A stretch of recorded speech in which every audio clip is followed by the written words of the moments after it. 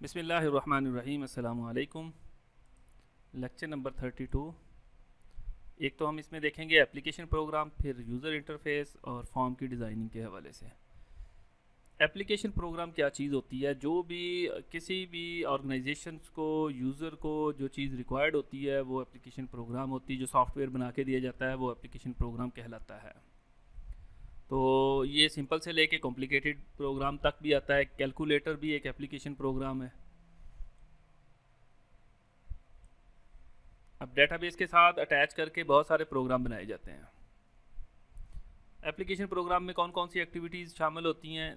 कुछ data input लिया जाएगा, एडिटिंग भी हो सकती है, उसके अंदर डिस्प्ले भी होगा डाटा, और फिर कुछ प्रोसेसिंग भी होगी रेलिवेंट, और रिपोर्ट्स भी जनरेट होगी आमतौर पे। यानी कि ये प्रोग्राम के अंदर, एप्लीकेशन प्रोग्राम में ये वाले काम आम तौर पे होते हैं। अच्छा जी, और डाटा कहाँ से इनपुट किया जाता है? उसके लिए हमें यूज़र इंटरफेस की ज़रूरत होती है। यूज़र इंटरफेस क्या होगा कि वो सिस्टम जो फेस प्रोवाइड करता है, जो पेज प्रोवाइड करता है, जो इन्वायरमेंट प्रोवाइड करता है, वो यूज़र इंटरफेस कहलाता है।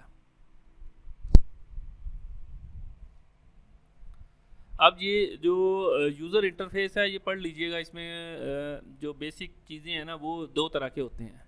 एक टेक्स्ट बेस होता है, दूसरा ग्राफिकल यूज़र इंटरफेस होता है। टेक्स्ट में सिर्फ टेक्स्ट ही होता है। जिस तरह ये टेक्स्ट बेस इंटरफेस कीबोर्ड वगैरह को यूज़ करके हम उसमें वैल्यू दे सकते हैं, इनपुट दे सकते हैं। ये एक इंटरफेस दिखाया गया है, ये एक टेक्स्ट बेस इंटरफेस है। जो शुरू शुरू में आते थे वो टेक्स्ट, जिसमें सिर्फ कह लें कि ना वो रिकॉर्ड इंटर होता था, 1 2 ABC कह लें कि पिक्चर नहीं आती थी, वीडियोज़ वगैरह नहीं शामिल होती थी, इमेज नहीं शामिल होते थे, तो वो फॉर्मेशंस उसकी कहलाती थी टेक्स्ट बेस। अच्छा, ग्राफिकल यूज़र इंटरफेस में सबसे ज़्यादा अहम है जी फॉर्म्स। फॉर्म किस तरह का होता है आगे हमें दिखाएंगे। ये फॉर्म कहलाता है, और इसके अलावा ये वाला भी फॉर्म ही कहलाता है। ठीक है, तो ये वाला user interface graphical user interface है। इसमें ये देखें बटन्स वगैरह बने हुए हैं, टेक्स्ट बॉक्सेस बने हैं, गो के टेक्स्ट ही दिया जाता है। बट ये वाली चीज़ें जो हैं ये इसको मोर अट्रैक्टिव बना देती हैं, तो इसलिए ग्राफिकल यूज़र इंटरफेस मोस्टली अब एप्लीकेशन में ये वाली चीज़ यूज़ होती है। अच्छा, अब ये जो फॉर्म होते हैं, ये ग्राफिकल यूज़र इंटरफेस है, ये भी दो तरह के होते हैं। एक है ब्राउज़र बेस्ड, जिसके लिए वेब ब्राउज़र रिक्वायर्ड होता है। तो HTML या स्क्रिप्टिंग लैंग्वेजेस वगैरह बहुत सारी अवेलेबल हैं जिसमें ये एप्लीकेशन बनाई जाती हैं। और दूसरे हैं नॉन ब्राउज़र, जो सिंपल तौर पे कह लें कि जिसके लिए सिंपल हमें ब्राउज़र नहीं रिक्वायर्ड होता, उसके बगैर भी हमारा प्रोग्राम चल पड़ता है। ये जो एक्सेस में बनाया जाएगा ये नॉन ब्राउज़र कहलाता है। अच्छा जी, अब ग्राफिकल यूज़र इंटरफेस में ये एग्जांपल दे दी गई कि इसमें इस तरह की वैल्यूज़ भी होती हैं, इस तरह की चीज़ें भी होती हैं। ये ग्राफिकली यानी कि उसमें सिस्टम अवेलेबल होता है। तो ये दो टर्म्स हैं, easy to learn, easy to use, ये वेरी बेसिक चीज़ें हैं, इसको देख लीजिएगा। अच्छा, इसमें अब हमारे पास आ गया है काइंड ऑफ यूज़र। यूज़र कितनी तरह के होते हैं पहले भी हम पढ़ के आए हैं इसको, लेकिन अब दोबारा देख लेते हैं इस्तेमाल के लिहाज से। सबसे पहला बिगनर यूज़र है।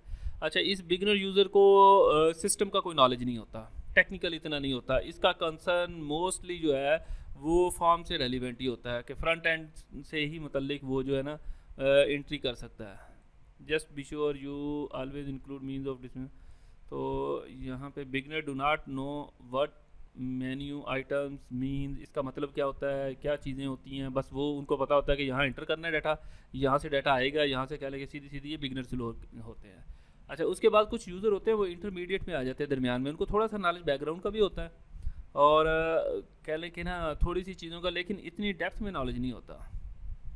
तो बाकी चीज़ें उससे रेलिवेंट बताई गई होंगी। लास्ट में जो यूज़र है वो एक्सपर्ट्स होते हैं। एक्सपर्ट्स होते ये भी यूज़र ही हैं, जो एप्लीकेशन प्रोग्रामर नहीं होते, बट ये कह लें कि ना लाइक टू प्रोग्रामर होते हैं। लाइक टू से मुराद ये होता है कि इनको नॉलेज होता है बैक एंड पे कैसे काम हो रहा है, मॉडिफिकेशन भी इनसे पॉसिबिलिटी करवा ली जाती है। तो बहरहाल ये एक्सपर्ट्स होते हैं। इनको यूजिंग के लिहाज से, एंड यूज़र के लिहाज से ये मोस्ट कह लें कि ना जो सबसे कीन, जो हाई लेवल की यूज़र की टाइप्स है वो ये वाली है। अच्छा, अब आ गया हमारे पास फ्रेंडली यूज़र इंटरफेस की जो टिप्स हैं, वो इसको भी पढ़ लीजिएगा, आसानी होगी। बहरहाल ये एक तो देख लेते हैं। इट शुड भी यूज़र फ्रेंडली होना चाहिए कि सर्च चीज़ें जो बटन इस लिहाज से हों कि वो यूज़ करना आसान हो। User in charge the of the form, कि ऐसा होना चाहिए कि जैसे यूज़र को लगे कि वो इंचार्ज है इस फॉर्म का, हर चीज़ उसकी पहुंच में अवेलेबल है।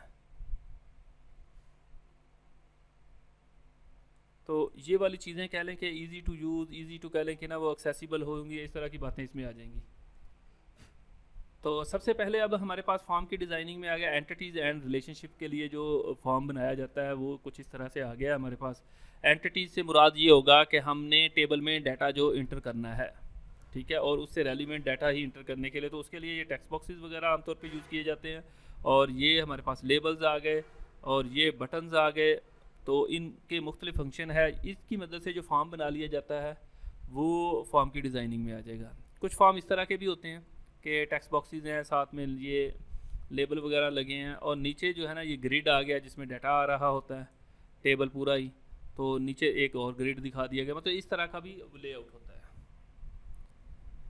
कुछ विंडोज़ के कुछ मज़ीद कंट्रोल ऐड हो गए हैं, उसके अंदर ये चेक बॉक्सेस हैं और इसके बाद इनपुट डिस्प्ले आउटपुट लाइक वगैरह, इसमें लिस्ट बॉक्स वगैरह है। अच्छा जी, ये आगे ऑप्शन बटन आ गए हमारे पास, इन दोनों में से एक सेलेक्ट हो सकता है, यानी कि ये इस तरह की आ जाएगी। ये वाली लिस्ट बॉक्स आ गई हमारे पास, ये भी लिस्ट बॉक्स है, ये भी। अब इनकी डिटेल एंट्रीज वगैरह को हम डिस्कस नहीं कर रहे, एक्चुअली फॉर्म की टाइपिंग बताई जा रही है। ये कमांड बटन लगे हुए हैं, ये बटन लगे हुए हैं, इनकी मदद से जब हम थोड़ा सा मज़ीद कह लें कि ना ये कॉम्प्लिकेटेड है, मज़ीद ज़्यादा कह लें कि फंक्शनैलिटी के लिहाज से जो है ना चीज़ें ऐड हो गई हैं इसमें, तो इनकी मदद से भी फॉर्म बनाया जाता है।